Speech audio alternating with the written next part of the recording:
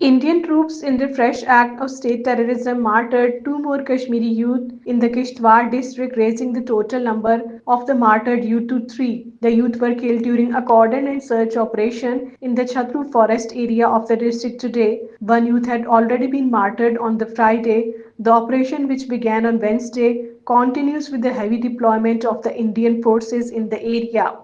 The body of a missing youth, Mukhtar Ahmed, was recovered from the Vaishu stream in the Kulgam district. Mukhtar had gone missing on 13 February along with his two companions, Riaz Ahmed and Shaukat Ahmed. The bodies of Riaz and Shaukat were recovered from the same stream last month. All three hailed from the Rajouri district and were en route to Kulgam to attend a family function but never arrived. The local residents said that the three were abducted, tortured, and killed by the Indian troops who later dumped their bodies in the stream.